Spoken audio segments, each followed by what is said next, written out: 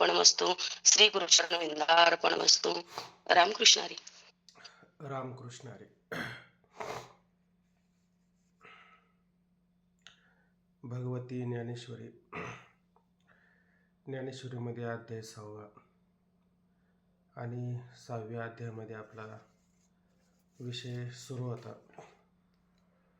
की त्या ठिकाणी असणारा जो योगी आहे त्या योग्याला माऊलीनं भगवंतानी या ठिकाणी अतिशय श्रेष्ठ मानलेलं आहेत. कोणापेक्षा तो श्रेष्ठ आहे तर त्या ठिकाणी ज्ञानी आहे त्या ज्ञानापेक्षा योगी श्रेष्ठ आहे. तपस्वी आहे त्या तपस्वीपेक्षा ज्ञानी श्रेष्ठ आहे.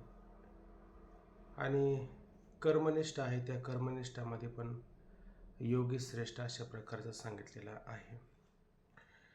हा योगी ह्या ठिकाणी श्रेष्ठ का सांगायचं आहे असं स्वाभाविकपणे कोणाला पण त्या ठिकाणी वाटेल. पण खरं पाहायला गेलं तर या ठिकाणी उपोद्घात आपण जो पाहतो त्या ठिकाणी ही प्रक्रिया म्हणजे उपोद्घाताची प्रक्रिया सुरू झालेली आहे. उपोद्घात म्हणजे काय की मला ती आता प्रक्रिया पूर्ण लक्षात नाही पण वरच्यावर आपण समजून घ्या की एखादा मूळ विषय असतो तो मूळ विषय आपल्या मनामध्ये ठेवायचा आणि त्या मूळ विषयाला समजून घेण्याकरता अनुकूल अशा स्वरूपाचे विचार निर्माण करून त्या विचाराच्या माध्यमातून ते विचार निर्माण करून ते सांगत जेव्हा मूळ मुद्दा निर्माण होतो तेव्हा तो मूळ मुद्दा त्या ठिकाणी प्रतिपादन करून सांगायचा. अशी उपोद्घाताची प्रक्रिया थोडक्यात सांगायला जर गेलं तर जसं म्हणतो आपण ताकला जायचं आणि गाडगं लपवायचं. म्हणजे मग ती आजी तुम्हाला माहिती आहे प्रसंग की ती आजी साऱ्या गोष्टी आधी विचारून घेते आणि नंतर मग म्हैस आहे का घरी, तिचं दूध किती आहे, काय काय होतं दुधाचं, बाकी सगळं जातं इकडं तिकडं. मग हे उरतं याचं काय करता, मग याचं आम्ही ताक करतो, मग त्या ताकाचं काय करता, मग ताकाचं काय खात्यात नाही तर टाकून देतात. बरं मग मला देता का ताक, बरं बरं म्हणले मग घेऊन जा ताक, पण मग कसं म्हणले काय आहे का न्यायला, म्हणले आहे ना, मग काय गाडगं. म्हणजे ते गाडगं आधीच चाललं होतं, मनात होतं तिच्या गाडगं. पण ते काय केलं तिनं, ज्या वेळेस महत्त्वाचा मुद्दा आणि उपस्थित होत नाही तोपर्यंत गाडगं लपवलं. तसं ह्या ठिकाणी महत्त्वाचा मुद्दा जोपर्यंत उपस्थित होत नाही तोपर्यंत हे असं लपवलं जातं आणि मुद्द्यावर आलं का त्याचा विचार केला जातो. हीच उपोद्घाताची प्रक्रिया.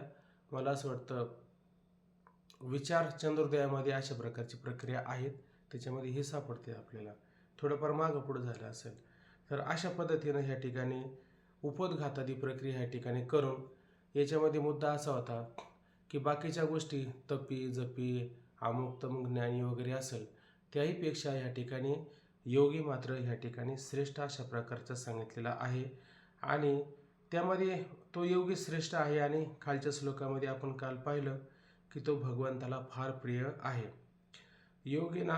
योगिनामापि सर्वेषां मतद्गीनांतरात्मना श्रद्धावान भजते यो मां समेयुक्त तमो मतः.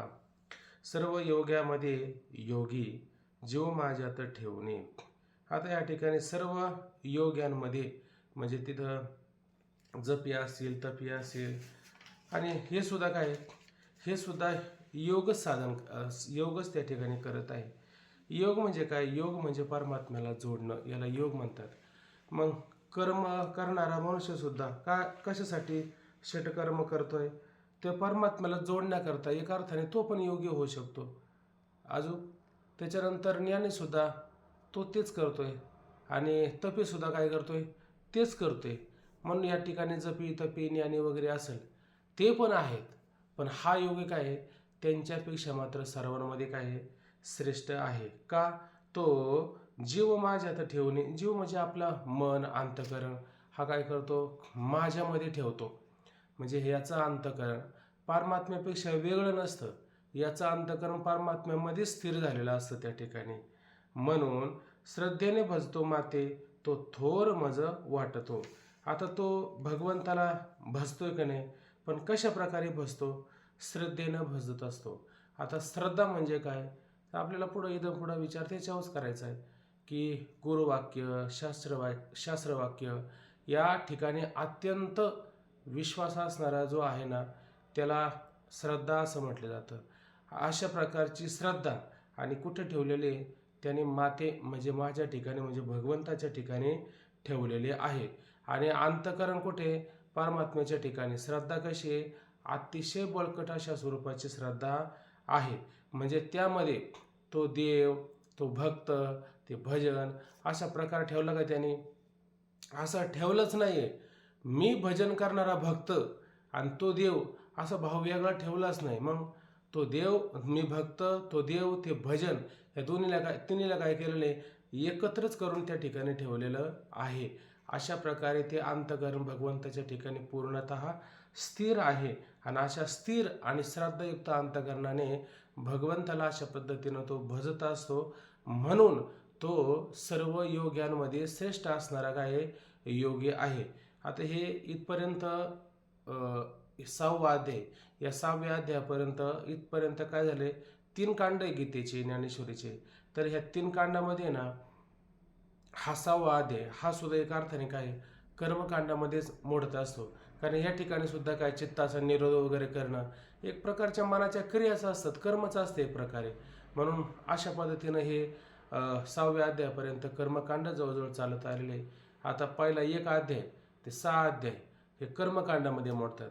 नंतर 6 अध्यायापासून 12व्या अध्यायापर्यंत ते उपासना कांडेमध्ये मोडतात. उपासना म्हणजे भक्ती करणं भगवंताची. आणि 13 अध्यायापासून तर 18व्या अध्यायापर्यंत ज्ञानकांड अशा प्रकारे सुरू होत असतं. म्हणून आता याचा काय हा उपसार चालू आहे. म्हणजे इथून पुढं आता पुढच्या ओव्या जे पाहिजेत, ह्या पुढच्या ओव्या किंवा हा जो श्लोक आहे का नाही, हा पुढच्या अध्यायाचं काय अवतरण ह्या ठिकाणी.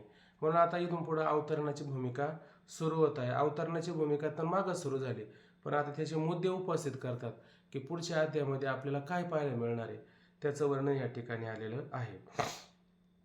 म्हणून पुढे पहा. आगा योगी जो म्हणजे तो देवांचा देव जाणीजे आणि सुख सर्वस्व माझे चैतन्य तो. आगा अरे योगी जो म्हणजे, आता ह्या ठिकाणी योगी असा जो म्हटलं जातो का नाही, हा योगी आहे. हा सामान्य योगी आहे का? हा सामान्य योगी नाही. हा योगी म्हणजे काय? देवांचाही देव आहे. म्हणजे हा जर देवांचा देव असेल तर हा सामान्य योगी असेल का?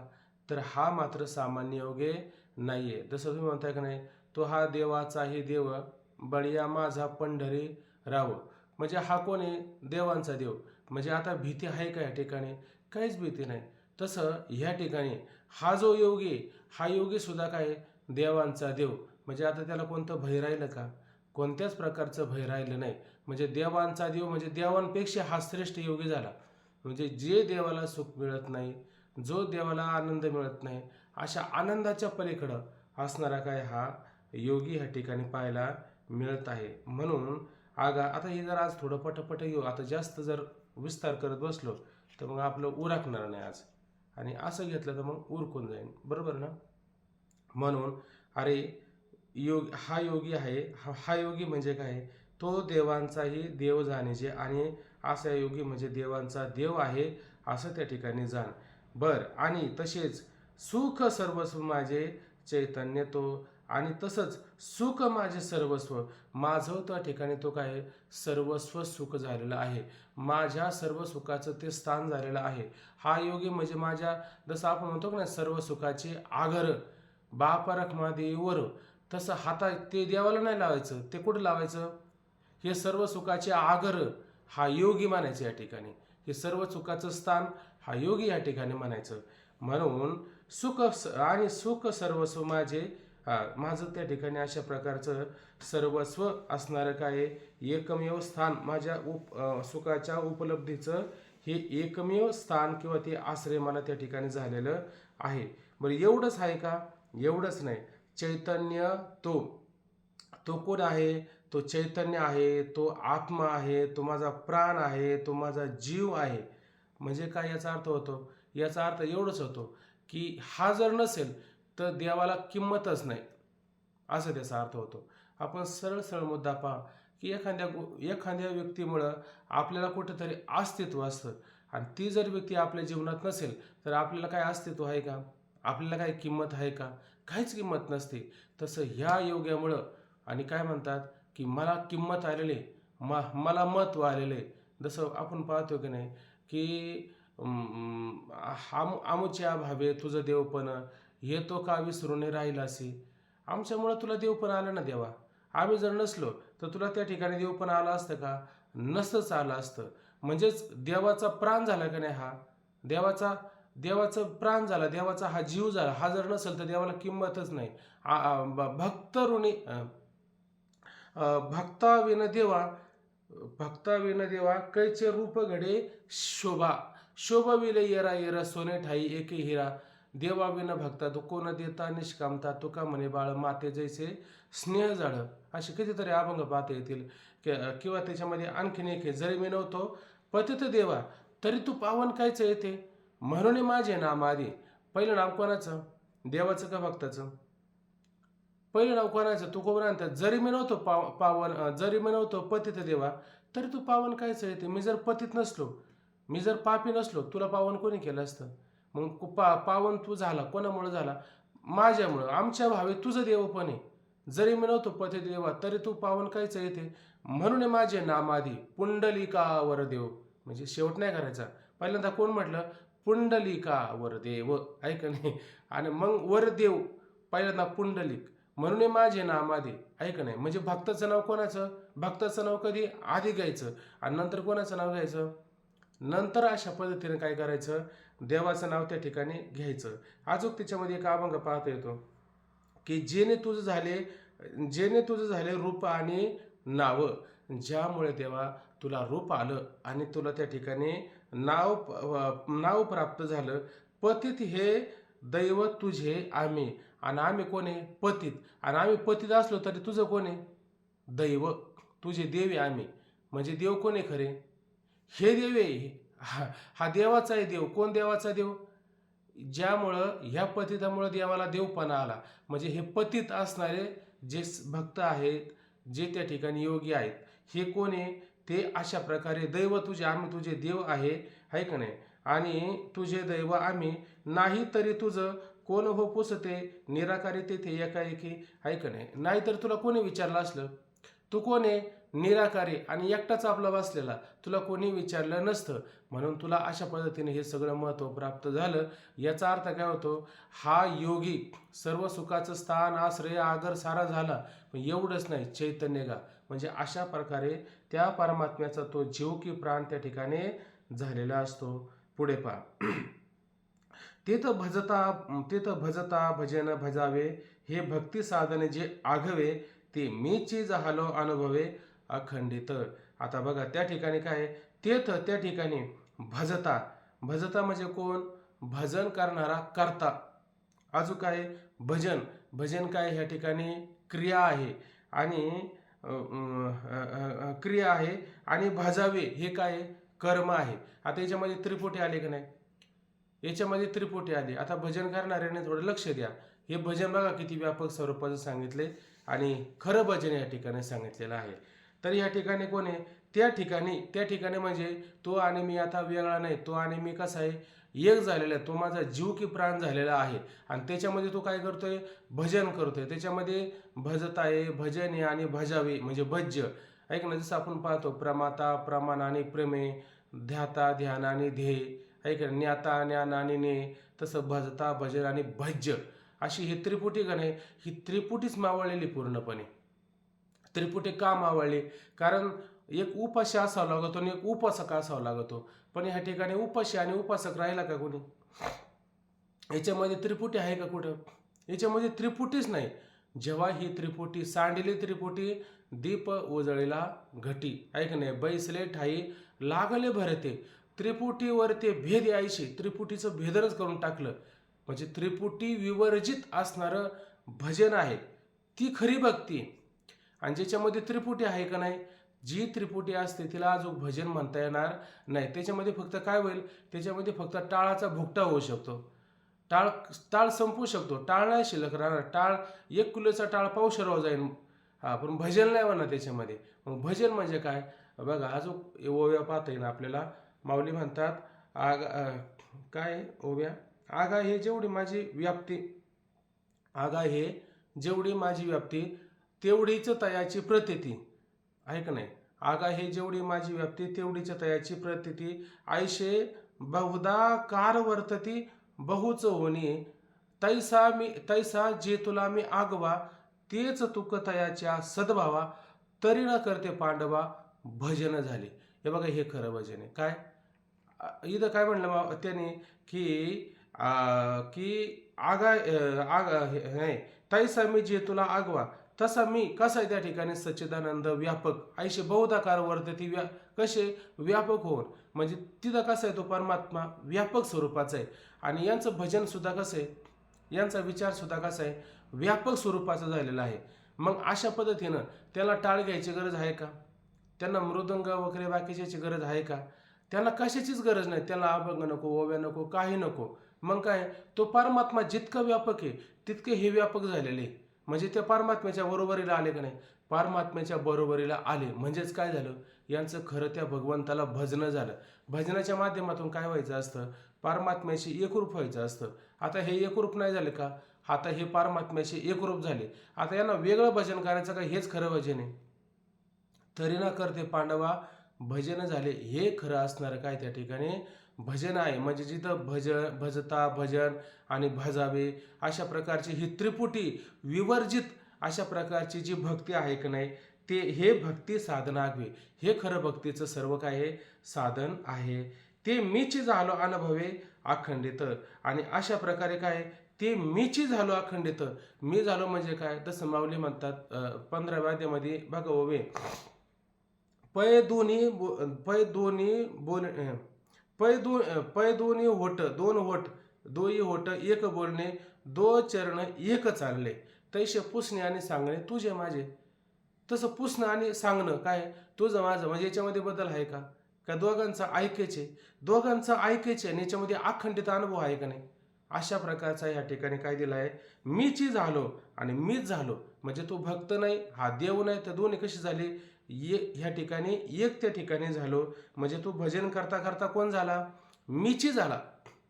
इथं लक्षात घ्या, तो भजन करतोय का नाही, पण कसं भजन करतोय, त्रिपुटीला धरून करतोय का त्रिपुटी विवर्जित करतोय भजन, त्रिपुटी विवर्जित भजन करतोय.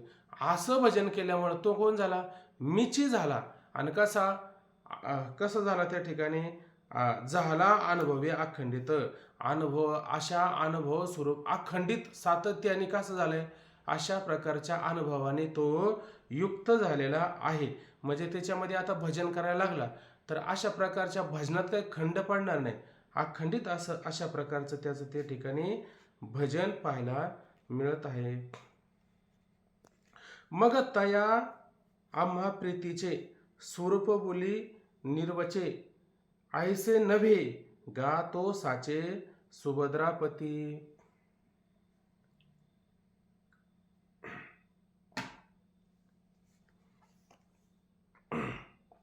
मग त्याच्या तया मग तया आम्हा प्रीतीचे.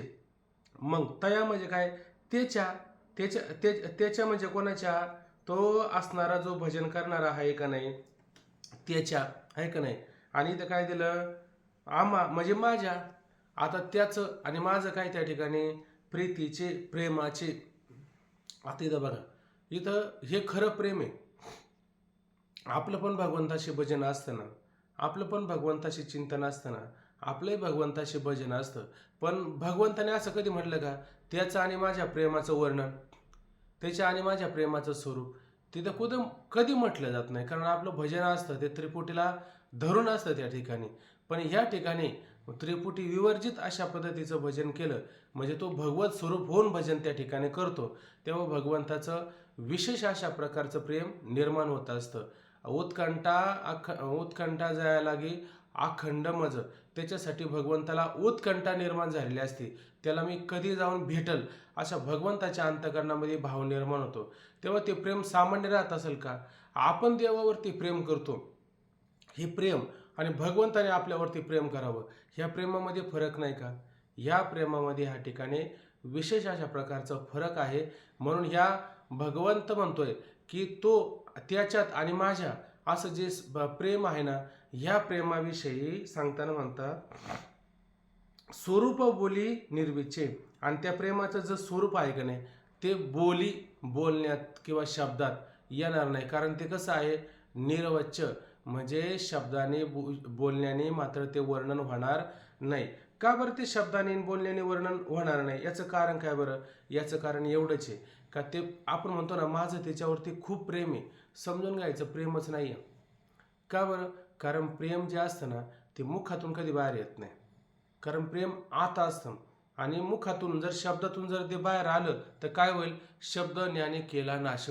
म्हणजे त्या असणाऱ्या प्रेमाला शब्द जर वर्णन करायला गेले तर त्याचा पूर्णतः नाश होऊ शकतो. मग प्रेम म्हणजे काय? आता जसं आपण पाहतो, गोपीभाव पाहत असताना त्या गोपीचं आणि परमात्म्यावर प्रेम होतं, पण त्या प्रेमामध्ये काय होता? पूर्णतः त्याग होता. त्या भगवंताला म्हटल्या, तुला वाटतं ना आम्ही रडलेलं बरं वाटतं, मग चल बरं इथून चालतं हो. म्हणे का बरं? म्हणले तू इथं समोर असल्यावर आम्ही रडू शकत नाही, कारण तू आम्हाला प्राप्त झाल्यासारखं वाटतं. मग तुझा विरह आम्हाला त्या ठिकाणी असू दे. म्हणजे भगवंताच्या त्यागात खऱ्या अर्थाने प्रेम आहे. म्हणजे भगवंतासाठी वाटेल ते करणं, भगवंतासाठी सगळ्याशी झुंज देणं. त्याचं दर्शन नाही, त्याचं काहीच नाही, तरी पण त्या भगवंतासाठी एवढं विलक्षण स्वरूपाचं अंतःकरणामध्ये त्याग करणं आहे का नाही. आणि एवढा त्याग करून सुद्धा काय म्हणतो, मला काहीच करता आलं नाही. हेच खरं असणारं प्रेम आहे. आपल्याला थोडं काही झालं का 4 लोकांना सांगत राहतो, मग हे प्रेम त्या ठिकाणी राहू शकत नाही. आणि असं जर म्हणत असेल तर समजून घ्यायचं ते प्रेम मात्र होऊ शकत नाही. म्हणून काय प्रेम नये सांगता बोलता धाविता. बघा, प्रेम नये, बघा असं स्पष्ट लक्षात येतं, प्रेम नये सांगता बोलता आणि दाविता, हे 3 गोष्टी लक्षात घ्या. प्रेम नये सांगता बोलता दाविता. प्रेम सांगता येत नाही, प्रेम बोलता पण येत नाही, आणि प्रेम दाखवता पण येत नाही. मग काय? अनुभव चित्त जाणे, तो चित्ताचा विषय असतो, आणि ते चित्तामध्येच तशा पद्धतीचं राहतं, ते खरं प्रेम आहे. आणि मग आता मला सांगा, भगवंत म्हणतो त्याचं आणि माझं असणारं जे प्रेम आहे, हे प्रेमाचं स्वरूप आहे, हे बोली निर्वच्य, म्हणजे हे बोलण्यामध्ये किंवा सांगण्यामध्ये येण्यासारखं नाहीये. तैसे नव्हे, तशा प्रकारचं मात्र ते नाहीचे. गा तो साचे सुभद्रापती. असे समज की काय आहे, साचे म्हणजे काय? ते प्रत्यक्ष मीच आहे. सुभद्रापती हे सुभद्रेच्या पती आहे का नाही. इथं विशेषण घातलं. काय विशेषण घातलं? सुभद्रा आहे का नाही. म्हणजे सुभद्राचं त्याचं प्रेमच असेल ना काहीतरी. पण ते प्रेम सांगत असताना कसं सांगायचं? पूर्णतः ते शब्दाच्या पलीकडचं असणारं प्रेम आहे. म्हणजे ते निर्वाच्य असणारं काय प्रेम त्या ठिकाणी सांगायचं आहे. म्हणून गातो साचे आहे का नाही. म्हणजे अशा प्रकारचं असं समज की तो म्हणजे प्रत्यक्ष मीच आहे सुभद्रापती, असं ते प्रेम साचे खरं अशा स्वरूपाचं आहे. तया एकवटल्या प्रेमा जरी पाडे पाहिजे उपमा, तरी मी देह तो आत्मा हेची होय. तया एकवटल्या प्रेमा. आता त्याचं आणि माझं हे प्रेम कसं झालेलं आहे? एकवटलेलं आहे. आता हे प्रेम वेगवेगळं आहे का? आता मी म्हणतो माझं त्याच्यावर प्रेम आहे, आणि तो म्हणतो माझं त्याचं माझ्यावर प्रेम आहे, असं आता म्हणायला ते वेगळे आहे का? इथं वेगळं दिसतं का? इथं भक्ताला म्हणता येईल का मी भक्त आहे आणि मी भगवंतावर प्रेम करतोय? आणि देवाला म्हणता येईल का मी देव आहे, माझ्या भक्तावर प्रेम करतो, असं म्हणता येईल का? हे बोलण्यात तरी शब्द येईल का प्रेम? आता पहिली गोष्ट ते बोलताच येणार नाही. पण बोलता येणार नाही, पण बोलल्याशिवाय दुजे विना अनुवादू, काही शब्द विने संवादू. शब्द वाचून संवाद घडेल का? घडणार नाही. म्हणून ते फक्त सांगण्याकरता हा इथं शब्दाचा उपयोग केला, पण वास्तविक पाहिलं तर शब्दात सुद्धा सांगता येणार नाही. का? कारण त्याचं आणि माझं प्रेमात काय आहे? ऐक्य झालेलं आहे, एकवटलेलं प्रेम आहे. असं एकवट झालेलं, ऐक्य झालेलं काय आहे? अशा प्रकारचं प्रेम आहे. आणि आता अशा प्रेमाला जरी पाडे पाहिजे उपमा, आणि जर त्या पाडे म्हणजे योग्यतेच्या बरोबरीची जर आता तुम्हाला काही उपमा द्यायची जर असेल, जसं आता आपण पाहतो राम रावणाचं युद्ध झालं, आकाशाला उपमा द्यायची जर झालं, तर कोणती आकाशाला उपमा देणार बरं? आकाशाला कोणती उपमा देता येईल का बरं? कोणीतरी बोला बरं. आकाशाला कोणत्या आकाशाची उपमा द्यायची बरं? कशाचीच द्यायची त्याला. आणि राम रावणाच्या युद्धाला कोणती उपमा द्यायची? रामरावणाचंच युद्ध तेच त्याला, द्यायचं ना, दुसरं आहे त्याचंच का? तसं यांच्या प्रेमाला उपमा कोणती द्यायची बरं? त्यांचंच प्रेम. यांच्या प्रेमाला उपमा द्यायला शिल्लक राहत नाही. पाडे म्हणजे त्याच्या योग्यतेची बरोबरीची, त्या प्रेमाच्या बरोबरीची योग्यतेची, असं कोणतं प्रेम आहे? मग त्या प्रेमाला धरून अशा पद्धतीची उपमा देता येईल. कोणचं प्रेम आहे जगामध्ये असं? अहो कोणचंच प्रेम नाही. अशी अशी अशी उपमाच तुम्हाला सापडणार नाही. म्हणून जरी पाडे पाहिजे उपमा, आणि जर त्या प्रेमाच्या पाडे योग्यतेची बरोबरीची पाहिजे उपमा, आणि जर उपमा जर द्यायची असेल असेल तर काय? मी देह तो आत्मा हेची होय. एवढीच उपमा आहे. काय उपमा द्यायची? मी कोण आहे आणि तो कोण आहे? या ठिकाणी अगदी स्पष्ट मी देह. आता मी देह झालोय, आहे का नाही? म्हणजे तू का म्हणे आळी नव्हे नुरेची वेगळी, म्हणजे ती आळी आता वेगळी राहिली का? ती भिंगोरटी झाली, ती एकरूप झाली त्याच्याशी. तसं आता मी कोण झालो? मी झालो देह, आणि तो कोण झालाय? तो माझा झालाय आत्मा. ज्ञानदेव तो ज्ञानदेव आत्मा माझा. असंच आहे ना? असंच आहे. म्हणजे मग भगवंत काय म्हणतात? ज्ञानदेव आत्मा माझा, म्हणजे तो ज्ञानेश्वर महाराज, ज्ञानदेव महाराज माझे आत्मा आहे. मग मी कोण झालो? मी झालो देह, आहे का नाही? म्हणजे एवढी फक्त तुम्हाला उपमा देता येईल. याच्यापेक्षा उपमा देता येईल का? बरं, दोघांना वेगवेगळं करून जर प्रेम निर्माण करायचे कशी काय उपमा देता येईल? कारण ते दोन्ही प्रेम कसे झालेले? एकवटलेलं. जसं ह्या नदीचं पाणी त्या नदीचं पाणी समुद्रात एकरूप त्या ठिकाणी झालेलं आहे. आता वेगळं तुम्हाला उपमा देता येईल का पाण्याला?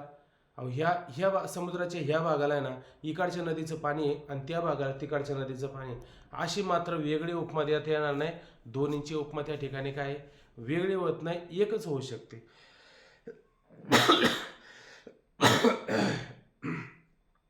तया एकवटलेल्या प्रेमा जरी पाडी पाहिजे उपमा, आणि त्याच्या आणि माझ्या प्रेमाच्या ऐक्यामध्ये योग्यतेची जरी उपमा जर द्यायची जर झाली तर काय?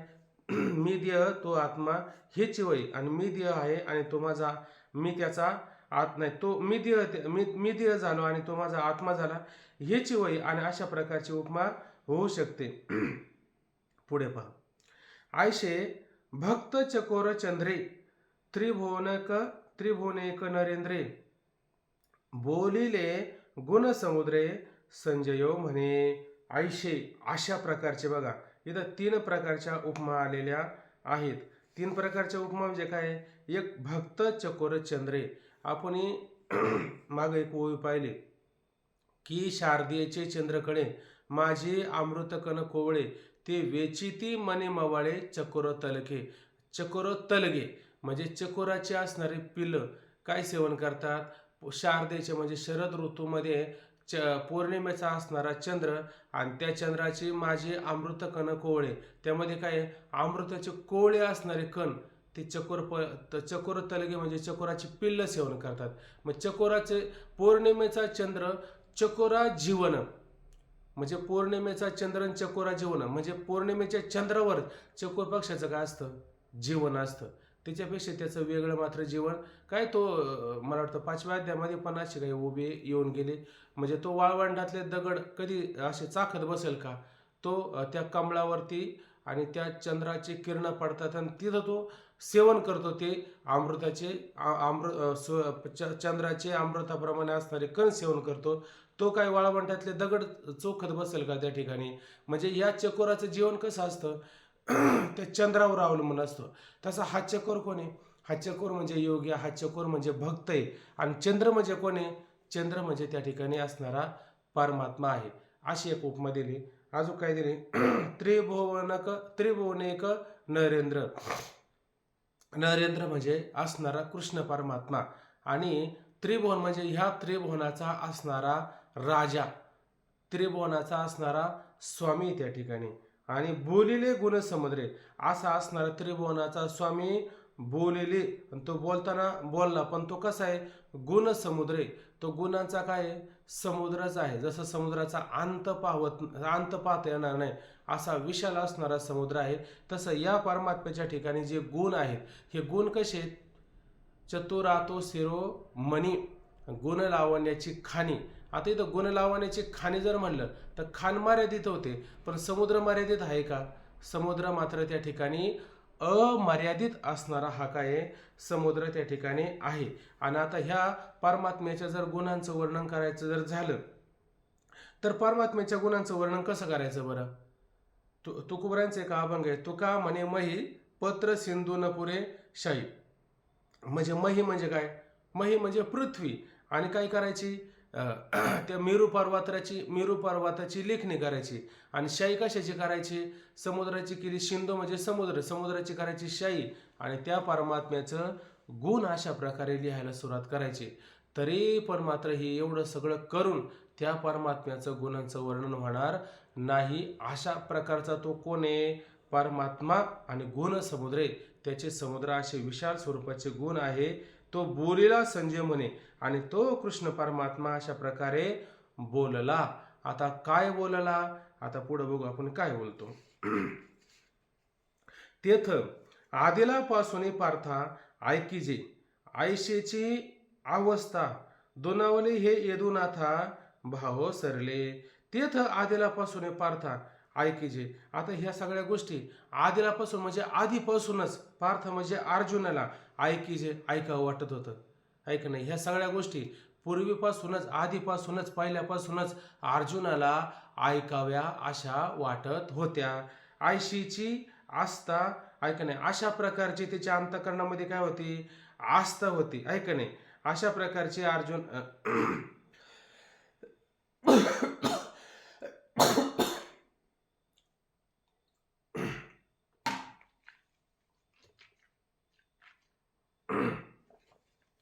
तेथ आदिलापासून पार्थ.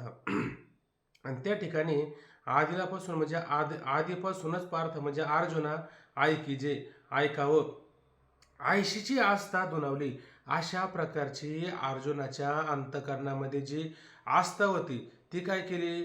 त्या ठिकाणी दुणावली. का दुणावली? याचं कारण आहे, अर्जुन जो आहे नाही, तो अर्जुन एक भक्ती करतो. आणि ती भक्ती कोणती करतो? साक्य भक्ती करतो. ज्ञानोबरांचा अभंग आहे ना, त्या अभंगामध्ये अर्जुनाची एक भक्ती सांगली. ती कोणती? साक्य नावाची असणारी भक्ती त्या ठिकाणी सांगितलेली आहे. आणि अशा प्रकारची अर्जुनाची साक्य भक्ती असल्यामुळं त्यातल्या त्यात, आणि अर्जुन ऐकायलाय म्हणजे मग अर्जुन जर काय होतं, एखाद्याची जर श्रद्धा चांगली बळकट असेल आणि तो त्याच्या साक्य भावाला जर प्राप्त झाला असेल तर काय होतं की पहिली गोष्ट त्याच्यात विश्वास असला पाहिजे, श्रद्धा असली पाहिजे. जर सांगणाऱ्यावरती श्रद्धा नसेल आणि आपण जर रोज नित्यनेमाने ऐकत असेल तर ते आपल्या पचनी पडू शकत नाही. उलट त्या आपण त्याच्यामध्ये गुणदोष अशा पद्धतीचं काढू शकतो. तसं हा अर्जुन आता भगवंताचे गुणदोष काढेल का? भगवंताचे गुणदोष मात्र काढू शकत नाही. आता भगवंत त्या ठिकाणी सांगतील ना, ते अर्जुनाला नवीन नवीन त्या ठिकाणी काय एक प्रकारची पुरवणी आहे, एक प्रकारची पर्वणी त्या ठिकाणी पाहायला मिळत आहे. आणि मग अर्जुन आधीपासूनच काय असं ऐकण्याच्या तयारीत आहे. अशी अर्जुनाची अवस्था ना बळकट झाली होती, ती चांगली दुणावली होती त्या ठिकाणी. म्हणून अशी अवस्था दुणावली. आणि ती ऐकण्याची जी अर्जुनाची अवस्था होती ना, ती आता त्यातल्या त्यात काय झाली? दुणावली म्हणजे वाढली, दुप्पट झाली. यदुनाथ भाव सरले. आणि अशा प्रकारे हे कोणाला कळलं की अर्जुनाला ते हे ऐकायचे, अर्जुनाची ऐकण्याची अवस्था आता दुणावली, दुप्पट झाली, वाढली. हे कोणाला कळलं? यदुनाथा. यदुनाथा भाव सरले म्हणजे यदुनाथाला म्हणजे काय त्या ठिकाणी सहज अशा प्रकारे कळलं भगवंताला. यदुनाथ म्हणजे काय? यदुकुळामध्ये जन्माला आला, यादवाच्या कुळामध्ये जन्माला आला म्हणून काहीतरी यदुकुळ असं म्हटलं असावं. म्हणून त्याने यदुवंशाचा राजा. हा यदुवंशाचा राजा ना. हा यदुवंशाचा राजा म्हणजे यदुकुळ. यदुकुळामधला असाला ना तो कृष्ण परमात्मा. तो यदुकुळ म्हणजे यदुकुळाचा नाथ स्वामी, नाथ म्हणजे स्वामी, अशा प्रकारे तो भगवंत. आणि त्याला भाव सरले अशा प्रकारचा तो भाव. आणि सरला म्हणजे त्या भगवंताला समजला, कळला की ह्या अर्जुनाला आधीपासूनच अशा पद्धतीचं ऐकायचं होतं. त्यामध्ये त्याची अशा प्रकारची अवस्था बळकट झाली आणि ती चांगली दुणावली. हे भगवंताला आता अशा प्रकारे चांगलं कळलेलं आहे. पुढे पहा की सावयची मनी संतोषला, जे बोला आरसा जोडला, तेने हरिक आता उपनवला निरूपिल. की सावयची मनी संतोषला, ऐक नाही. आता हा भगवंत काय आहे, सावयची मनी संतोषला, आणि स्वाभाविकपणे हा भगवंत मनामध्ये काय संतोषला, आनंदित झाला, हर्षित झाला.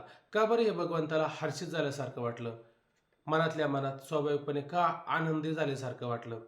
बघा बरं, आपल्यावरून दुसऱ्याचा जीव जाणावा माणसाने कधी पण. हे का बरं असं भगवंताला मनातल्या मनात आनंद वाटला? याचं कारणच एवढे, एखादा सांगणारा असावा आणि एखादा ऐकणारा असावा. आणि ऐकता ऐकता तो जर पुढचा मुद्दा काय, याच्या पुढं काय, आम्हाला नवीन काय, अजून काय पुढं पुढं, असं कधी कधी वाटतं ना, एखाद्याच्या मनामध्ये येत असतं. बस तसंच ह्या अर्जुनाच्या मनामध्ये अजून पुढं काय, आम्हाला जरा ते कळावं, आम्हाला ते समजावं आणि भगवंताने आम्हाला त्या ठिकाणी सांगावं. असं जर त्या भगवंताला जर दिसत असेल, सांगणाऱ्याला जर दिसत असेल, का ऐकणारा मात्र अशा पद्धतीनं तयार आहे. ऐक नाही, मग सांगणारा काय, ते काय ओवी आली, जर त्या ठिकाणी जेवणारा जर चांगला असेल तर वाढणारा भरपूर वाढू शकतो. पण जेवणारा जर कानकुसपणा करत असेल तर वाढणारा काय म्हणाल, बस आता काय वाढण्यात अर्थ नाही. पण ह्या ठिकाणी काय, भगवंताला सुद्धा ते द्यायचंच होतं, बरोबर आहे की नाही. आणि देण्यासारखा काय अर्जुन त्या ठिकाणी प्राप्त झालेला होता. आणि म्हणून अशा पद्धतीने अर्जुनाची ऐकण्याची अवस्था चांगली दोनावली होती, बळकट झाली होती. आणि हे सगळं भगवंताने मनातल्या मनात जाणलं, म्हणून भगवंत स्वाभाविकपणे मनामध्ये काय हर्षित झाले, आनंदित झाले.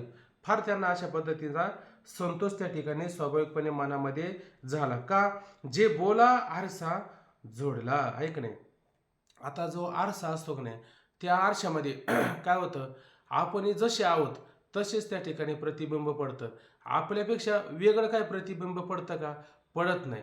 तसं इथं भगवंताने सांगावं आणि सांगितलेलं अर्जुनाच्या अंतःकरणामध्ये उमटावं.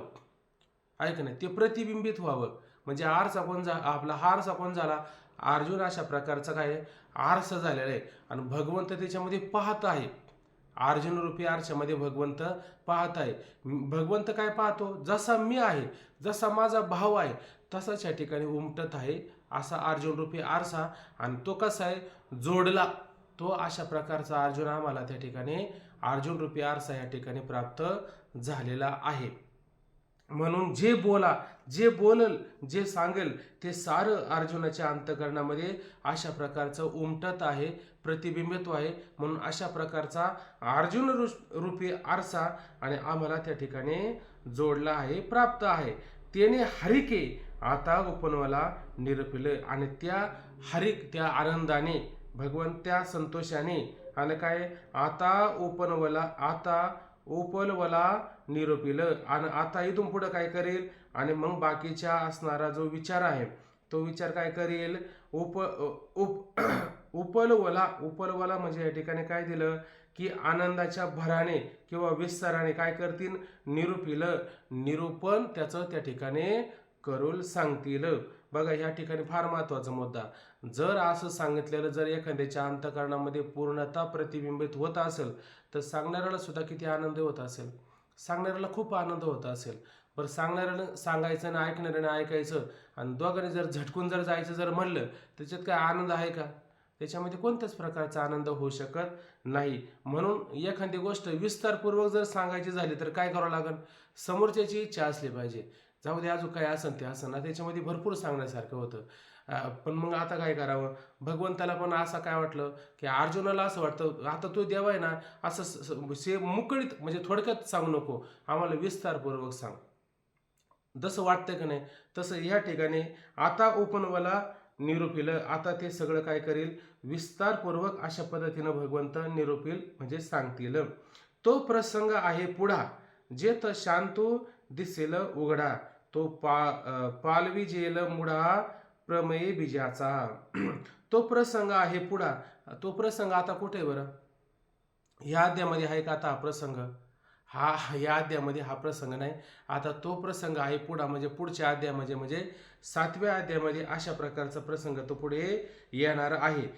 त्या प्रसंगामध्ये काय, जेथ शांतू दिसेल उघडा, आणि त्या ठिकाणी आपल्याला काय, शांतू दिसेल उघडा म्हणजे शांत नावाचा जो रस आहे, किती प्रकारचे रस आहे? 9 प्रकारचे रस आहे. आणि त्या 9 प्रकारचे रस आहे त्याच्यामध्ये 8 प्रकारचे रस आहे का नाही? त्या रसाला महत्व माऊलीनं न देता तो शांतीचा अभिनवेल परियसा मराठी बोल, जे समुद्राऊने खोल अर्थ भरित. बरोबर ना? तो शांतीचा अभिनवेल अशा प्रकारचा शांत रस आहे त्या ठिकाणी. आणि अशा प्रकारचा शांत रस आहे, त्या रसावरून बाकीचे 8 रस आहे ना, बाकीचे 8 रस, ते 8ही रस त्या शांत रसावरून काय करावा, ववळून टाकावा. अशा प्रकारचा काय शांत रस त्या ठिकाणी पाहायला मिळतो. म्हणजे करुणा रस, बिभत्स रस, असे रसाचे प्रकार पाहिले की नाही? ह्या सगळ्या रसामध्ये सगळ्यात श्रेष्ठ रस कोणता असेल तर तो आहे शांत रस. अशा शांत रसावरून सगळे रस ववळून टाकावा असा रस. आणि या रसाची पर्वणी आपल्याला कुठे 7व्या अध्यायामध्ये पाहायला मिळणार आहे. जेथ शांत दिसेल उघडा, आणि तो शांत रस त्या ठिकाणी काय उघडा अशा प्रकारे प्रगट होऊन त्या ठिकाणी आपल्याला उघड दिसेल. तो पालवी जेलमुडा प्रमेय बीजांचा. आता या ठिकाणी काय केला, तो पालवी जेल म्हणजे काय, मोकळा करेल. मुडा म्हणजे काय, मुडा म्हणजे तांदूळ इत्यादी भरून केलेला पेंडांचा गठ्ठा. म्हणजे असं असतं की काही धान्य जे असतात की नाही, आपल्या घरामध्ये भरपूर धान्य असतात, पण ते धान्य आपण सगळं शेतामध्ये पेरत नाही. मग काय करतो, त्याच्यामध्ये निवडक असं काही धान्य काढून ठेवत असतो. त्याला बीजाचं असं धान्य म्हटलं जातं. ते बीजाचं म्हणजे निवडून ठेवलेला मुडा अशा पद्धतीचं काही धान्य असतं. कोणाला शेतकऱ्याला जर माहिती असेल तर मग सांगा वाटलं तर हे मुडा म्हणजे काय, आणि नाही कळलं तर मग अशा पद्धतीने लक्षात घ्या की ती निवडक असणारं धान्य असं असणारं मुडा धान्य.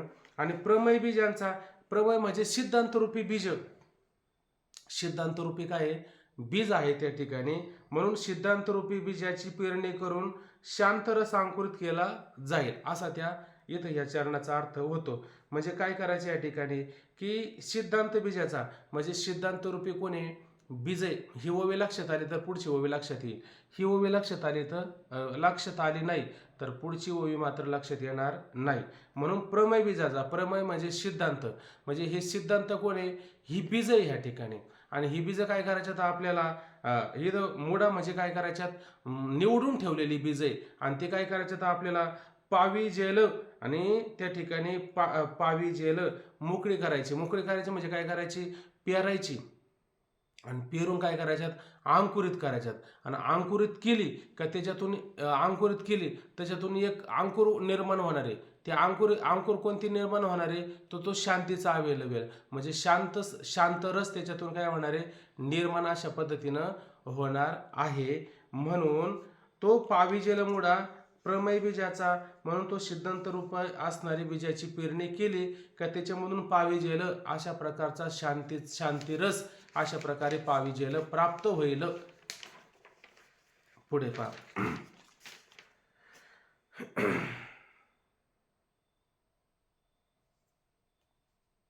जे सात्विकाचेने वडपे गेले आध्यात्मिक खरपे, सहजे निडारले वाफे चतुर चित्ताचे. आता ती पेरणी आली. आता इथं जरा थोडा शेतीचा विचार घ्यायचा, थोडी शेतीकडे लक्ष घाल आपलं.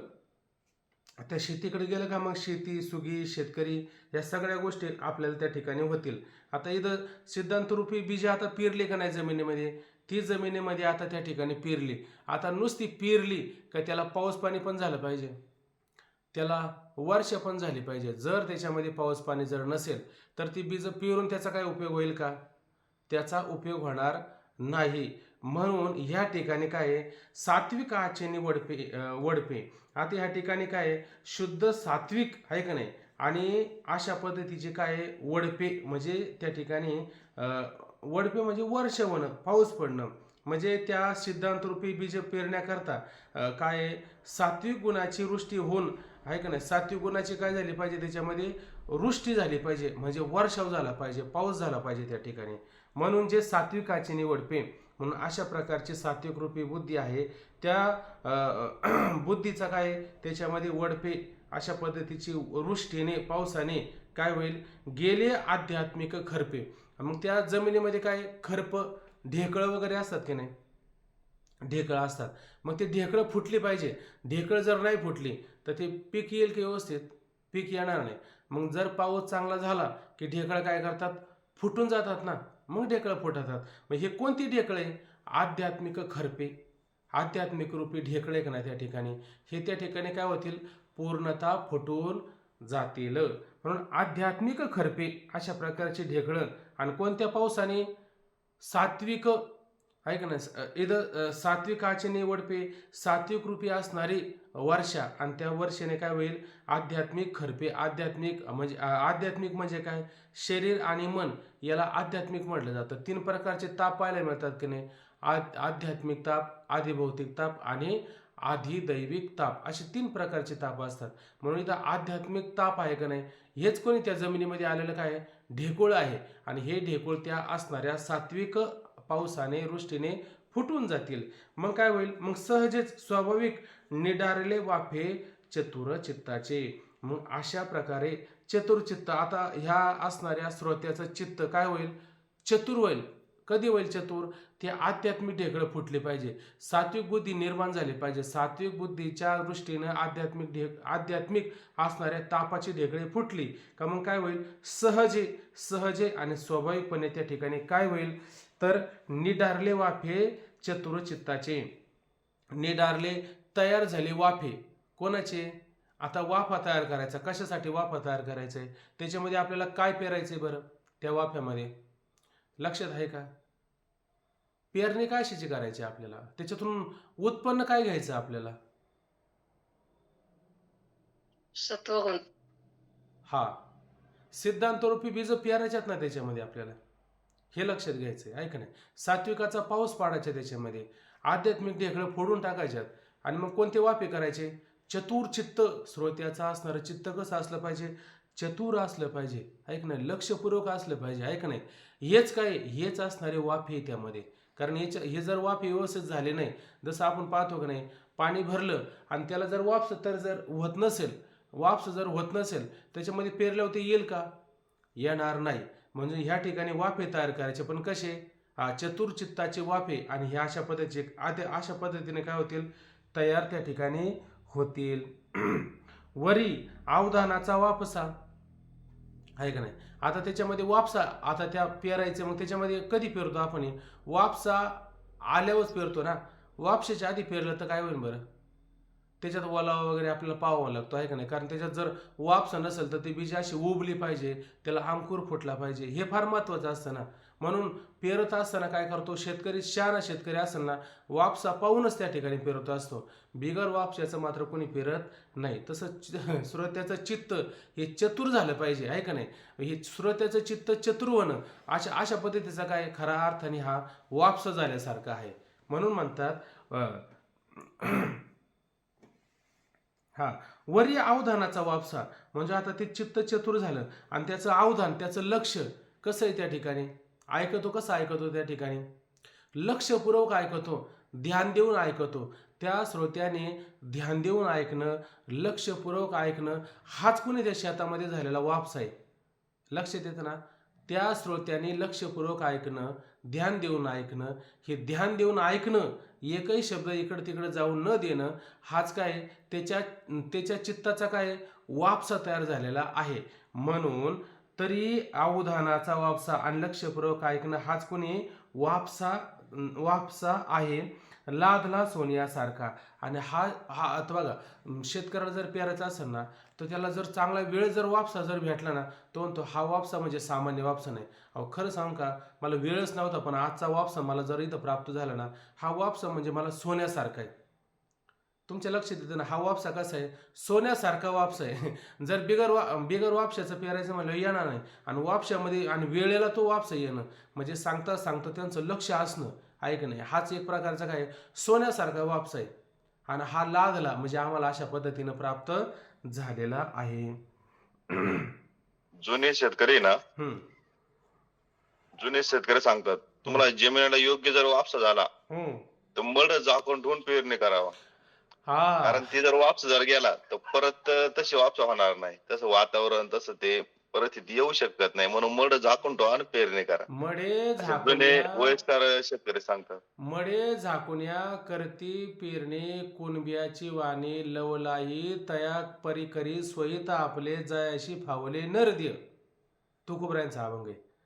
मडे झाकुनी करती पेरणी म्हणे परत आता पाऊस दुष्काळाचा काळ असायचा आणि पाऊस वेळेत होत नसायचा. मग अशी परिस्थिती असल्या कारणाने ते म्हटले वारलेत ना झाकून ठेवा म्हणले. का आता पावसाचं जर वातावरण गेलं आणि ह्याचं जर करीत बसलं 10 13 आणि त्याच्यातच जायचं सगळा काळ. आणि मग लोक काय म्हणतात, अहो काय तुम्हाला वाटतंय का नाही, काही दुःख वगैरे काही झालं का नाही तुम्हाला? अरे दुःख झालं का नाही वर्षभर तसं दुःखीत राहावं लागेल आहे का नाही. हे 13 दिवस दुःखीत अंतकरण ठेवण्यापेक्षा आणि वर्षभर ठेवण्यापेक्षा आहे का नाही, हे एक काम करा, पहिलं पेरून घ्या आहे का नाही. अशा पद्धतीनं ते वेळेत म्हणजे वापशावरतीच आपण त्या ठिकाणी पेरून घेतलं पाहिजे. कारण हा दिवस म्हणजे त्यांना सोन्यासारखा त्या ठिकाणी असतो आहे का नाही. म्हणून अवधानाचा वापसा लादला सोने ऐसा. आशापूर्वक लक्षपूर्वक त्याने ते ऐकणं. अशाच प्रकारचा वापसा म्हणजे सोन्यासारखा प्राप्त झाल्यासारखा आहे. म्हणून पेरावया दिवसा श्री निवृत्तीसी. आता ह्या ठिकाणी पेरणी कोण करणार आहे की नाही, निवृत्तीनाथ महाराज. मग हेच कोणीतरी शेतकरी. आणि हे शेतकरी काय दिवसा म्हणजे धैर्य धाडस निर्माण झालं. निवृत्तीनाथ महाराज म्हणले जाऊ पण नको पेरायला, आता वापसा तर चांगलं आलेलं आहे, मग आता पेरायला गेलं तर येऊ शकतं चांगलं आहे की नाही. म्हणून पेरण्याकरता पेरावय म्हणजे पेरण्याकरता निवृत्तीनाथ महाराजांच्या अंतःकरणामध्ये काय धैर्य निर्माण झालं. का धैर्य निर्माण झालं, अहो दुष्काळ आहे, बी जर खपून गेला असंच मग पुढं काय करायचं. म्हणजे शेतकरी पेरायचं जर म्हणलं तर धाडस करतो, हे मोला मागायचं बी आणि त्या जमिनीत घालू को नको आहे का नाही. तसं ह्या एक एक ओव्या हे बीजाप्रमाणे आणि ह्या निवृत्तीने दिले माझ्या हाती मला म्हणजे आता पुढं ते येणार आहे का नाही. म्हणून शेतकरी शेतामध्ये पेरणी करायची म्हणलं, बी घालायचं जर म्हटलं आहे का नाही, तर तो विचारपूर्वक करतो घालू का नको, नाही तर नाही जर आलं तर नुकसान किती होईल. अशा पद्धतीनं निवृत्तीनाथ महाराजांच्या अंतःकरणामध्ये ते पीक आपलं ती पेरणी करण्याकरता दिवसा म्हणजे अशा पद्धतीनं धाडस निर्माण झालेलं आहे. मग ज्ञानदेव म्हणे मी चाडे आहे का नाही. आता इथं ज्ञानेश्वर महाराज काय म्हणतात, मी चाड माहिती आहे ना तुम्हाला, शेतकऱ्याचं चाडं. त्याच्यामध्ये आपण बी असं पद्धतीनं सोडतं खाली, मग ते त्याला नळ्या वगैरे असतात आणि त्या नळीच्या माध्यमातून बरोबर त्या 4-5 भाग केलेले असतात त्याचे, त्यामध्ये थोडं थोडं अशा सगळ्यामधून पडत पडत पुढं चालत असतं आहे का नाही. म्हणजे अशा चाड आता म्हणजे बैल होते तेव्हा चाडच होतं आणि आता ट्रॅक्टर जरी आलं तरी चाडच आहे. म्हणजे चाडं काय बदलणार आहे का, चाडं काय बदलणार नाही आहे का नाही. पण बाकीचे मोठ नाडा विहीर दोरी हे मात्र सगळं बदललं आहे का नाही. आता हे कुठंतरी आता चित्रात का होईना काढून ठेवलं पाहिजे. कारण पुढच्या पिढीला आता हे सगळं दाखवायचं म्हणल्यावर ते म्हणतील कसला काय मोठ काय असते आणि नाडा कशा असते आणि विहीर कशी असते आणि त्याच्यातले ते प्रकार थारोळं वगैरे काय ते पाणी वगैरे त्याला चिरा वगैरे ह्या ज्या बाकीच्या गोष्टी असतात त्या कशा असतात. आता त्या राहिलेच नाही विहिरी आहे का नाही. आता विहिरी पण शॉर्टकट तयार झालेले आहे. विहीर आहे का नाही हेच कळत नाही अशी पद्धती. ते विहीर म्हणजे शेतामध्ये तयार करून ठेवलेली असते, कोणी असा आला का असाच जाईल. पण पूर्वीच्या अशा विहीर नव्हत्या आहे का नाही. म्हणजे जसं आपण पाहतो का नाही घराची कळा अंगणात दिसते तशी शेतामध्ये विहीर आहे. त्या विहिरीचं स्वरूप लगेच आपल्याला दिसून येतं का याला विहीर असं म्हणतात. पण आता त्याची परिस्थिती राहिली नाही. जाऊ दे आता ते भरकटत जाईल, आपल्याला उरकून घ्यायचंय असं. ज्ञानदेव म्हणे चाडे. आता हे ज्ञानेश्वर महाराज म्हणतात मी चाड म्हणजे मला ते पेरण्याचं काय यंत्र असं आहे का नाही, ते चाड आणि मला तयार केलेलं आहे. आणि याच्यामध्ये पेरायला कोण निघालेत आणि धाडस कोण करतात, निवृत्तीनाथ महाराज त्या ठिकाणी धाडस करतात. कशाला, पेरण्या करतात. म्हणून म्हटले ज्ञानदेव म्हणे मी चाडे आणि ज्ञानेश्वर महाराज म्हणतात मी कोण झालो, चाड त्या ठिकाणी झालं. आणि सद्गुरूंनी केले कोडे. आणि सद्गुरू म्हणजे निवृत्तीनाथाने काय केलं, कोडे कौतुकाने काय केलं मला, कोडे म्हणजे कौतुकाने काय केलं मला, चाड केलं त्या ठिकाणी आहे का नाही. हे चाड केलं. आता इथं कसं काय बीज पेरायचं, ज्ञानेश्वर महाराजांना चाड केलं आणि कौतुकाने चाड केलं श्री गुरूंनी. पण ते बीज पेरायचं कुठं पेरलं जातं बीज बरं, आपण जसं त्या पाभार असते का ना त्याच्यावर त्याच्या चाड्यावर बीज सोडतो बरोबर आहे का नाही, तसं ज्ञानेश्वर महाराज यांचं मस्तक आहे का नाही, या मस्तकात सगळं पेरायचं असतं आहे का नाही. म्हणून मस्तकावर हात ठेवायचा असतो. त्याला शक्तिपात, दीक्षा, बरेच त्या ठिकाणी प्रकार असतात. अजून अनेक त्याचे अर्थ लागू शकतात, विसंगती होईल. म्हणून म्हणतात माता हात ठेविला ते पुढे बीजाची वाहिले, आणि माथ्यावर हात ठेवला. आता ज्ञानेश्वर महाराजांचा माता हेच कोण आहे त्या ठिकाणी, चाड आहे असं समजून घ्यायचं. आणि माथ्यावर हात ठेवला म्हणजे डोक्यावर हात ठेवला म्हणजे काय दिले, कृपा केली आहे का नाही, कृपा केली त्या ठिकाणी. म्हणून माता हात ठेविला, आणि माथ्यावर म्हणजे डोक्यावर मस्तकावर अशा प्रकारे हात ठेवला ते पुढे. आता ते पुढे म्हणजे ते कधी ते कसं आहे अगदी स्पष्टपणे सांगतो माऊली म्हणतात ते पुढे काय अगदी स्पष्ट खरोखर बीजाची वाहिले. आणि अशा प्रकारचं काय त्या ठिकाणी बीज वाहिलं. आता या ठिकाणी बीज कोणतं होतं बरं, बीज कोणतं होतं परत आता विचारा, कोणती बीज पेरायची होती सांगा ना. सद्गुरूचं वाक्य, महावाक्य. ओवी मध्ये काय आले बरं, ज्ञानरूपी बीज. का सिद्धांत रूपी बीज आहे. हा सिद्धांत रूपी ज्ञानरूपी. सिद्धांत रूपी काय आहे बीज त्या ठिकाणी आहे ते ब्रह्म तू आहे, हा सिद्धांत आहे का नाही. अशी प्रमेय सिद्धांत रूपी असणारे काय ती बीज आहे. आणि ती बीज काय केली, वाहिली म्हणजे त्याच्यामध्ये पेरली, त्याच्यामध्ये सोडली, त्याच्यामध्ये घातली. कुठं, ज्ञानेश्वर महाराजांचं मस्तक हेच कोणी कौतुकाने केलेलं चाड आहे. आणि त्या चाड्यामध्ये काय आहे, श्री गुरु कृपा आहे का नाही. आणि ह्या कृपेने सिद्धांत रूपी बीज त्याच्यामध्ये घातली, त्याच्यामध्ये अशा पद्धतीची वाहिली. आता ते सिद्धांत रूपी बीज वाहिली, आणि ते बीज आता कुठे येणार बरं, वर चाड्यामध्ये बीज सोडली आणि खाली येणार का नाही, खाली येणार आहे. मग खाली येणार आहे, खाली कुठे येणार ती, खाली वाफे वगैरे तयार झालेत ना, खाली वापसा वगैरे तयार झाली ना, आहे का नाही. आता इथं सांगणार कोण आहे, निवृत्तीनाथ महाराज सांगणार आहे का ज्ञानेश्वर महाराज सांगणार आहे, सांगायला कोण आहे इथं आपल्याला. आता निवृत्तीनाथ महाराजांनी फक्त बीज वरून टाकले ना, सांगणारे माऊली आहेत, माऊली आहे का नाही. मग त्या चाड्यातून कुठे येणार आहे, खाली येणार आहे ना. आपण कोण आहे आता, आपण कुठे आहे आता, आपण माऊलीच्या स्वरूपात आहे. आपण माऊलींच्या हे स्वरूपात आणि जे सद्गुरू आहे ते आपल्याला पेणार. खाली वापसा जमीन वगैरे इकडे आहे आपण. हा आपण अवधानाच्या ठिकाणी आहे, म्हणजे ते अवधान पण आपणच आहे, वापसाच्या ठिकाणी पण आपणच आहे. आदिनाथ उमा बीज प्रगटले, मच्छिंद्र लाजले, सहज स्थिती तेची प्रेममुद्रा गोरक्षा दिले. ही परंपरा बघा कृपा केली. कुठं आली, निवृत्तीनाथ महाराजांपर्यंत आली आहे का नाही. म्हणजे एक गुरु आणि एक शिष्य आहे का नाही. पण आता ते चाड जे असतं त्या चाड्याला किती नाळे असतात खाली बरं, त्याने एकट्याला त्याने परत एकच शिष्य केला का सगळ्यालाच करून घेतला आपलं, का सगळी जमिनीवरती पेरायला सुरुवात केली, सगळ्या जमिनीवरती पेरायला सुरुवात केली ना. मग खाली वापस झाली ना. आणि कोणाचे चित्त आहे ते, आपल्यासारख्या श्रोत्यांचं चित्त आहे, ज्ञानेश्वर महाराजांच्या पुढे बसलेले श्रोते त्यांचं पण चित्त आहे का नाही. मग अशा पद्धतीनं ते आता वरून पेरलेले ते खाली येणार आहे आणि वापस तयार झालेली. आणि अशा पद्धतीनं तिथं ते काय पेरलं जाणार आहे, म्हणजे आपल्या अंतःकरणामध्ये अशा प्रकारे माऊली पुढे पेरायला सुरुवात करणार आहे, असं लक्षात घ्या. हा ज्ञानदेव म्हणे मी चाडे सद्गुरूने केले कोडे. ज्ञानेश्वर महाराज म्हणतात मला सद्गुरूने मोठ्या कौतुकाने अशा पद्धतीनं चाड करून माता हात ठेविला, माझ्या डोक्यावर हात ठेवला, आणि ते पुढे अगदी खरोखर स्पष्टपणे बीजाचे वाहिले. आणि त्याच्यामधून ते सिद्धांत रूपी तत्वरूपी अशा प्रकारचं बीज त्या ठिकाणी वाहिलं, म्हणजे त्यामध्ये सोडलं घातलं. बरं, म्हणून येणे मुखे जे जे निघे, ते संताच्या हृदयी साचची लागे. हे आसो सांगे श्रीरंगे बोलेले जे. म्हणून माऊली म्हणतात काय, येणे मुखे आहे का नाही. आता ते कुठं येतं घातले आणि आता निघतंय कुठं, मुखातून निघते आहे का नाही. कुठं निघते, मुखातून निघते. म्हणजे माऊलींच्या मुखातून एक एक ओवी निघते का नाही, एक एक ओवी निघते आहे का नाही.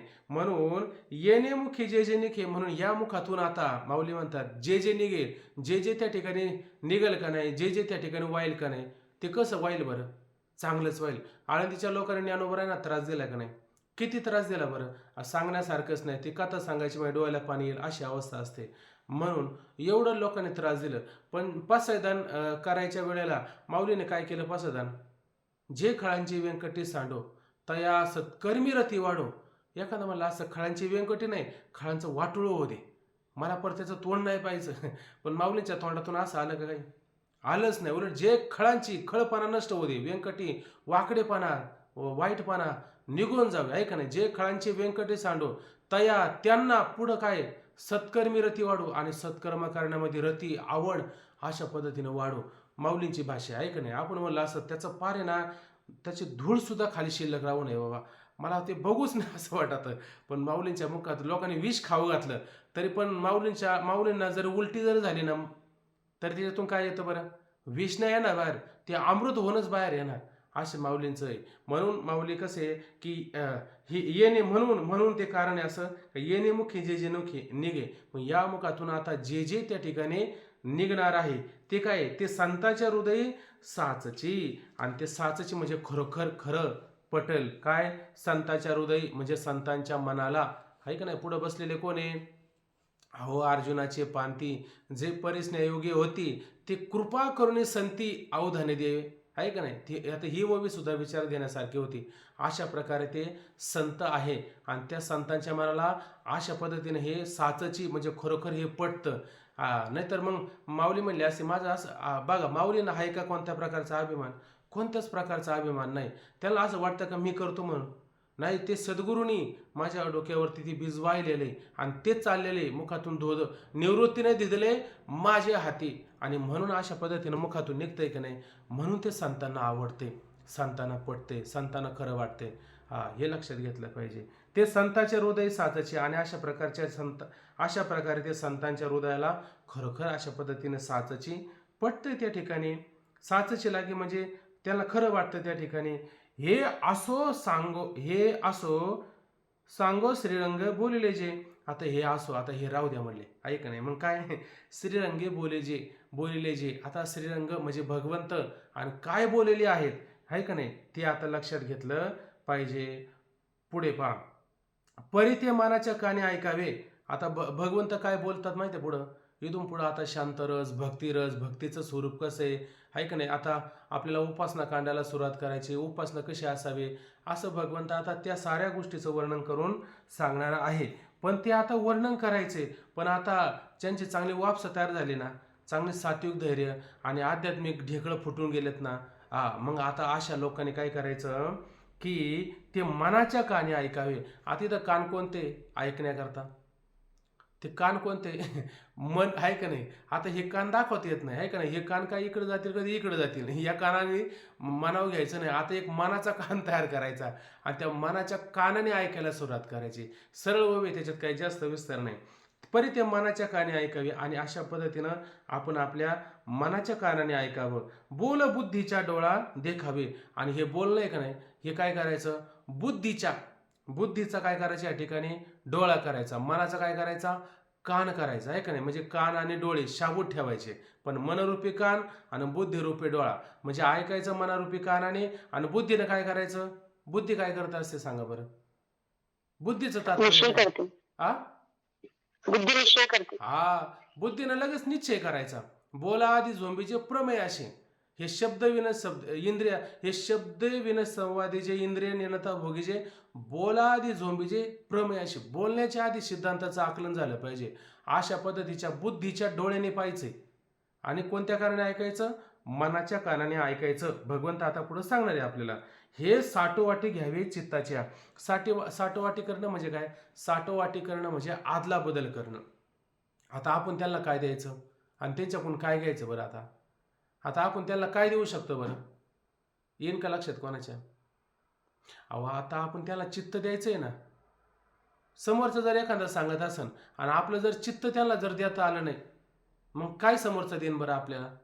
समोरचा आपल्याला कसं काय तो बोध प्राप्त करून देईल बरं? समोरच्याला जर बोध प्राप्त करून द्यायचा असेल तर काय करावं लागेल? आपल्याला चित्त त्याला द्यावं लागेल. मग साठवाटी कशाची करायची? आपलं चित्त त्यांना द्यायचं आणि त्यांच्याकडून तो बोध आपण प्राप्त करून घ्यायचा. ही काय करायची? आपल्याला साठवाटी करायची. अशा प्रकारची काय करायची? आदला बदल करायची. दादांचा एक अभंग होता, माझं मस्तक आणि तुझे पाय याच्यामध्ये काय करायची, साठवाटी करायची. म्हणजे माझं मस्तक तुला घे आणि तुझे पाय मला दे. हा, असं काहीतरी का अभंग, आता मला तो नेम बरोबर आठवत नाही, असू दे. हे साठोवाटी घ्यावी चित्ताची, अशा प्रकारे ही चित्ताची आदलाबदल करून त्या ठिकाणी घ्यावी. अवधान चेने हाते. माझे पाय तुझे डोळे. हा हा, माझे पाय तुझे डोळे नाही, ऐकायला उलट वाटत सांगायचे. नाही, माझं माझं डोकं आणि तुझं चरण असं आहे. तिथं मी ऐकलेले, इथं कर्जोली हरेश्वर तिथं कार्यक्रम झाला होता तिथं. माझे चित्त ग तुझे पायी ऐशे करे काही. नाही नाही, माझे डोळे तुझे चरण असं काहीतरी असं आलेले मला. माझे चरण तुझे डोळे. हा हा हा, असं म्हणा, असं म्हणा. हे जुळतंय, हे जुळतंय बरोबर, हा का नाही. म्हणजे तुझं चरण मला दे आणि माझं डोकं तुला घे, आहे का नाही. अशा पद्धतीनं साठोवाटी करणं म्हणजे अशा प्रकारची आदलाबदल करून घेणं. पुढे पहा, 2-3 ओव्या राहिल्यात, वेळ होत आलाय. अवधानाचे नि हाते न्यावे हृदया आतोते, हे रिझवितील आईनी ते सज्जनाचे. अवधानाचे हाते, आता या ठिकाणी काय अवधान द्यायचं आहे का नाही. तरी अवधान ऐकले दिजे, मग सर्व सुखाशी पात्र व्हायचे. हे प्रतिज्ञा उत्तर माझे उघड आहे का. किती अवधानाला महत्व आहे, म्हणजे अशा प्रकारचं अवधानपूर्वक लक्षपूर्वक ऐकणे. ऐकणं हाच कोण आहे, हात आहे त्या ठिकाणी.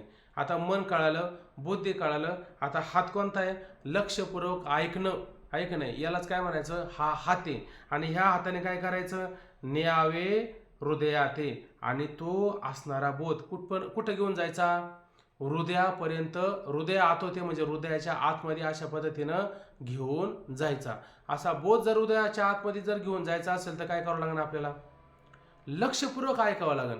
म्हणजे लक्षपूर्वक ऐकणं, अवधानपूर्वक ऐकणं, हाच कोणी हाते. आणि या हाताने तो असणारा बोध आहे तो कुठे घेऊन जायचा, हृदयामध्ये घेऊन जायचा. आणि त्याने काय होईल, हे रिझवतील आईने ते सज्जनांचे. आणि अशा प्रकारे काय होतं, सज्जनाच्या बुद्धीला ते अशा पद्धतीनं रमवतील. ते चित्त अशा प्रकारे सज्जनांच्या बुद्धीला रमवतील. आईने म्हणजे बुद्धी, आहे का नाही. आईने म्हणजे बुद्धी, आपण याचा विचार केला. रिझवतील, रमवतील कोणाला, सज्जनाचे. सज्जन आहे का नाही, ज्याला हे श्रवण करायचे, जे सज्जन आहे चांगल्या विचाराचे, त्यांच्या असणाऱ्या बुद्धीला हे विचार अशा पद्धतीनं काय करतील, रमवतील, रिझवतील. बरोबर ना. पण ज्ञानेश्वर महाराज तयार आहे कशाला, रिझवण्याकरता. फक्त आपण रिझलो पाहिजे, हे महत्वाचं आहे त्याच्यामध्ये. पुढे काय म्हणतं बघा, हे स्वयताते निवविती परिणामाते जीवविती, सुखाची वाहावितो लाखोली जीवा. हे स्वयताते निवतील, म्हणजे अशा पद्धतीनं हे विचार असणारे काय, स्वहिताते, स्वहित करणं, हित करणं, कल्याण करणं, ऐक नाही. हे विनविती, अशा प्रकारे काय या ठिकाणी विनवतील, कशाला, आपलं स्वतःचं कल्याण व्हावं, अशा करता काय करतील, विनवतील. परिणामाते जीवविती, आता इथं परिणामाते शब्दाचा अर्थ काय आला माहिती का, की मोक्ष फळाला, आणि काय जीवभीती म्हणजे मोक्ष त्या ठिकाणी काय देऊन, जीवभीती मोक्ष देऊन त्या ठिकाणी जगवतील. सुखाची वहावती लाखोली जीवा, म्हणजे अशा प्रकार काय, सुखाची वाहाविती, सुखाची वाहाविती म्हणजे काय, सुखाला प्राप्त करून देतील. वाहाविती लाखोली इथपर्यंत केलं, कशाला, जीवाला. म्हणजे अशा प्रकारे ते जीवाला पूर्ण सुखरूप करतील. आता अर्जुनेशी श्री मुकुंद नागर बोली जेल संवादे, ते ओवे याचे प्रबंधे सांगेन मी. आता अर्जुनेशी श्री मुकुंदे, आता त्या असणाऱ्या अर्जुनाला कोण, श्री मुकुंदे भगवंत, नागर बोली जेल विनोदे, आणि त्या ठिकाणी काय नागर बोलतील, आणि कसे बोलतील, विनोदे त्या ठिकाणी बोलतील. म्हणजे भगवंताचं नागर, ऐश्वर्य, सौंदर्य, आहे का नाही, अशा प्रकारचं भगवंताचं बोलणं असेल. भगवंताचं बोलणं सामान्य नाही, भगवंत बोलतात, पण इथं माऊलीने शब्द कसा घातला, विनोदे, म्हणजे ते तत्वज्ञान फार असं गंभीर होऊन, फार असं आहे का नाही, असं जर सांगायचं म्हणलं की समोरच्याला काळजी लागते, काय करू नक्की, मग भगवंत तसं नाही सांगत. भगवंताची सांगण्याची हातवटी, भगवंत कसे गमतीदारपणे सांगत राहतात, विनोदाने सांगत राहतात. म्हणजे विनोदी, आता जसं लहान लेकरू असतं का नाही, त्याला जर खाऊ घालायचं म्हणलं ना, ते एक खात नाही. मग हा काऊचा, हा माऊचा, आहे का नाही, हा बाबांचा, असं केलं का आणि मग ते खातं. म्हणजे हे जसं पालक कसे मुलाला ते असं विनोदाने चमत्कार करून, आहे का नाही, नवलाने असं थोडं भरवतात की नाही, तसं भगवंत कसे हे सगळं सौंदर्ययुक्त, अर्थपूर्ण, व्यापक स्वरूपाचं तत्वज्ञान आहे का नाही, हे नागर स्वरूपाचं आहे. पण हे अर्जुनाला भरवतील, देतील, आहे का नाही, पण कसं विनोदी, असं छंदाने मोकळ्या मनाने विनोदाने त्या ठिकाणी देतील. आणि तेच तत्वज्ञान कसं सांगणार आहे? ओवियेचे प्रबंधे सांगेन मी सांगेन ओवियेचे प्रबंधे. आता हे कोण म्हणतंय बरं? मी सांगेन. आणि ओवियेचे प्रबंधे माऊली म्हणतात, आहे का नाही. एवढं तर लक्षात आलं तरी भरपूर झालं. म्हणून ते ओवियेचे प्रबंधे सांगेन मी. आणि मग अशा पद्धतीचे ओवीचा प्रबंध करेल, ओवीची काय करेल, रचना करेल, विस्तार करेल. मग ह्या ओवीने त्याचा रचना करून, विस्तार करून, अशा पद्धतीनं ज्ञानेश्वर महाराज म्हणतात आम्ही तुम्हाला सांगेन. आणि कुठं सांगेन? 7व्या अध्यायामध्ये सांगेन. आता उद्यापासून आपल्याला 7वा अध्याय पण करायचा आहे आणि विचारसागर पण करायचं आहे. आता असं ठरलं होतं की एक पाठ विचारसागराचा करून बाकीचे ज्ञानेश्वरीचे करू, त्याहीपेक्षा विचारसागरातच ज्ञानेश्वरी घेऊ आपण. असा मुद्दा आला की त्याच्यात ज्ञानेश्वरी पण घेऊ आणि विचारसागर पण. अशा पद्धतीनं आपला काय चालणार आहे. फक्त आता त्याची हातवटी आता माऊली कृपा करतील तसे करतील. आता आपण जमिनीच्या ठिकाणी आहे, मग माऊली आपल्याला कसं पेरायचं आणि काय करायचं निवृत्तीनाथाने तर दिलेलंच आहे. ज्ञानेश्वर महाराज पेरण्याकरता खाली ते चाडं तयार करून ठेवलेलंच आहे, ऐक नाही. फक्त आता आपण तयार राहायचं, फक्त एवढं करायचं. म्हणजे मग विचारसागराबरोबर आपला हा असणारा 7वा अध्याय पण त्याच्यामध्ये होऊन जाईल. आता खूप उशीर झाला, थांबून घेऊ. पुंडलिकावर धारे विठ्ठल, श्री ज्ञानदेव तुकाराम, पंढरीनाथ भगवान की जय. माऊली ज्ञानेश्वर महाराज की जय. जगद्गुरु तुकाराम महाराज की जय. सब संतन की जय. रामकृष्ण. रामकृष्ण रामकृष्ण हरी. रामकृष्ण हरी. रामकृष्ण हरी. रामकृष्ण. रामकृष्ण. रामकृष्ण रामकृष्ण. रामकृष्ण हरी. रामकृष्ण.